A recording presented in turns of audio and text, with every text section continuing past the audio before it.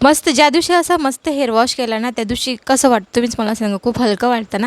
खरंच असं वाटतं ना, डोक्यावरचं कितीतरी ओझं कमी झाल्यासारखं मला तरी वाटतं आणि मला खरंच खूप छान फ्रेश फील होतं. तर तुम्हालाही असं होतं का? तर हॅलो, कशा आहात सगळे? मजेत ना? जर आपण रोजच हेअर वॉश केला असतं तर किती छान झालं असतं ना, परंतु तसं आपण नाही करू शकत कारण की ते हेअरसाठी चांगलं नसतं. कारण की हेअर आपले जे आहे ते डॅमेज होऊ शकतात. त्यामुळे आपण डेली काही आपण हेअर वॉश तर नाही करू शकत आणि ते आपल्यासाठी शक्य पण नाही आहे. कारण की सकाळीच आपल्याला एवढे सगळे कामे असतात की त्यानंतर तो हेअर वॉश करणं तर आपल्याला काही पॉसिबलच नसतं. अगोदरच आपल्याला अंघोळ करायलाच वेळ नसतो, तर इथं हेअर वॉश रोज करायला कुठे वेळ असणार आहे. तर ज्या दिवशी मी हेअर वॉश करते ना, त्या दिवशी सगळ्यांना एवढी घाई झालेली असते की पटकन आवर, मला नाश्ता पाहिजे, कोणी म्हणतं मला चहा पाहिजे, कोणी हे पाहिजे ते पाहिजे. त्यावेळी तर उलट कशी आंघोळ करायची आणि पटकन बाहेर निघायचं. रात्री ना चुकून आमच्याकडून ते फ्रीजचं बटन बंद झालेलं होतं. कोणी केलं ते कोणाचंच लक्षात नाही.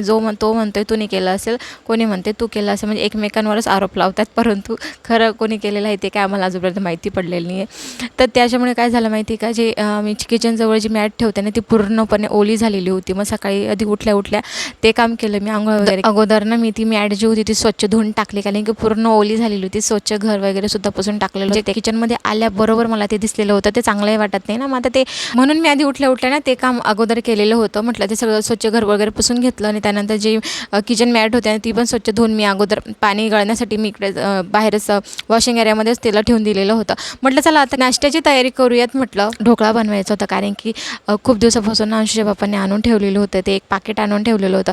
म्हटलं याची डेट एक्सपायर होण्याच्या अगोदरच तिथलं पटकन संपून टाकूयात. आणि ते एवढं मोठं होतं ना की त्याच्यात 2 वेळेस होतील अजून, असं होतं ते. आता एक वेळेस तर बनवलं, पण आता ते अर्ध कसं असतं माहिती का, एक वेळेस जर का वापर केला गेला ना, मग दुसऱ्यांदा ते पहिल्यासारखं नाही होत. म्हणजे पहिलं जसं मस्त फुललेलं असतं ना, तसं दुसऱ्यांदा जर बनवण्याचा प्रयत्न केला ना, कारण ते पॅकेट एकदा तर उघडलं गेलेलं असतं ना. पाकिटात आधीच लिहिलेलं असते की एकाच वेळेमध्ये सगळं काही बनवा असं म्हणून. परंतु आता मग माझ्याकडे एवढं कोण खाणार होतं ना आमच्या घरामध्ये, कारण की अर्धच एवढं सगळं झालं ना ते, की याच्यामध्ये अर्ध अजून उरलेलं होतं. मग म्हटलं आता मी याचं काय करू. मग मी काय केलं, जे पाकिट उरलेलं होतं ना त्याला मी जे आपण क्लेचर लावतो ना केसांना, तो क्लेचर मी एकदम टाईट असा लावून दिलेला होता. आता बघू नेक्स्ट टाईम तो खरंच तसं चांगलं राहतं की वाया जातं ते आता समजेल मला. त्यानंतर इकडे मला फोडणी द्यायची होती पटकन. म्हटलं चला इकडे फोडणी वगैरे देऊन देते.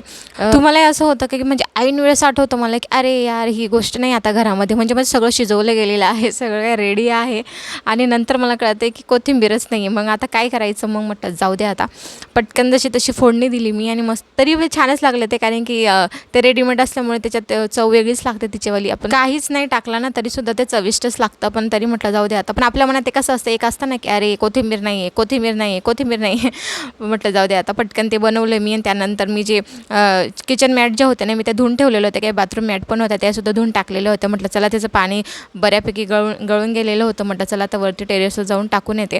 ते पटकन टाकून दिलं आणि मला इकडे काही डबे फिल करून घ्यायचे होते. म्हणजे आम्ही जी नॉनव्हेज वगैरे बनवतो ना त्यासाठी आम्ही अशी ज्या डाळ्या असतात ना त्या काय करतो आम्ही आधी रोस्ट करून घेतो. त्यानंतर त्याची बऱ्यापैकी त्याला आपण जसं शेंगदाण्याचं कूट करून ठेवतो ना सेम तसंच, फक्त एवढे शेंगदाण्याचं कूट जरा जाड असतं आणि हे जरा बारीक असतं. म्हणजे पिठापेक्षा थोडंसं जाड बस. आपण जे गव्हाचं पीठ असतं त्याच्यापेक्षा थोडंसं जाड बस, तेवढं असं करून ठेवायचं. म्हणजे जेव्हा आपल्याला भाजी करायची असते ना तेव्हा ह्या डाळ्या लावायच्या. म्हणजे कसं भाजीला थोडा घट्टपणा येतो, त्यामुळे ते आम्ही करून ठेवतो. कारण की आमच्या घरामध्ये आधीपासून तीच रीत आहे. मग काही गोष्टी अशा असतात ना की ते आपल्याला फॉलो कराव्याच लागतात. त्याचप्रमाणे म्हटलं चला आपण ते सगळं करून ठेवूयात. ते केलं मी. लगेच अंशू मला बोलला की मम्मी मला पास्ता बनवून दे. म्हणजे त्याला खायचा नाही तो पास्ता फक्त त्याला बघायचा असतो. ते त्याच्या मध्ये लुडबुड करायची असते त्याला की कसा बनवते आहे, मी हे टाकतो, मी ते करतो, असं त्याला करायचं असतं. म्हणून त्याचं इकडे चालू होतं.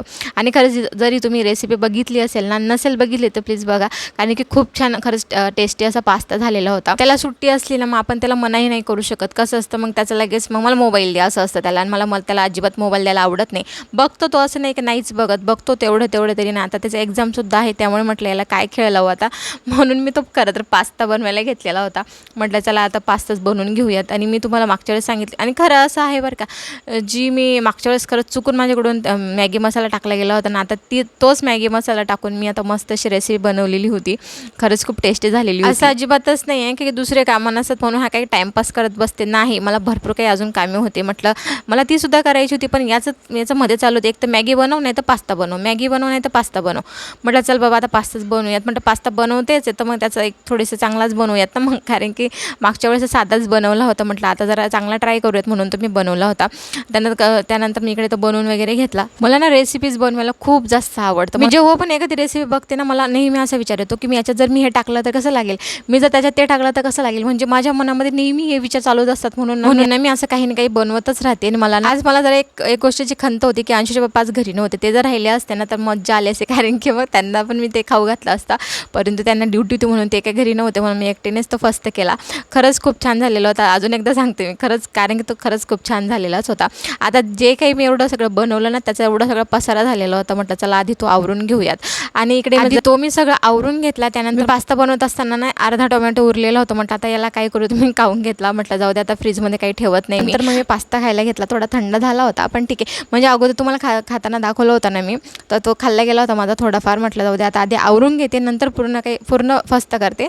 कारण की मग मी ते खाल्लं गेला असताना मग नंतर मग थोडंसं माणसाला कसं आळसच येतो मग दुसरे कामं करायला, म्हणून मी तो नंतर खाल्ला होता. तर इकडे ना मला तुम्हाला काहीतरी सांगायचं होतं. म्हणजे मला तुमच्याशी फेस टू फेस बोलायचं होतं. म्हणजे फेस टू फेस नाही, तर मला मोबाईल समोर ठेवून असं तुमच्याशी बोलायचं होतं, डायरेक्ट व्हॉईस ओव्हर करायचं होता. पण माझ्या घरात खूप जास्त नॉईस होतं म्हणून नाही बोलली मी. तर तुम्हाला माझे व्लॉग आवडत असेल नक्की लाईक सबस्क्राईब करा. भेटू नेक्स्ट व्लॉगमध्ये. काळजी घ्या.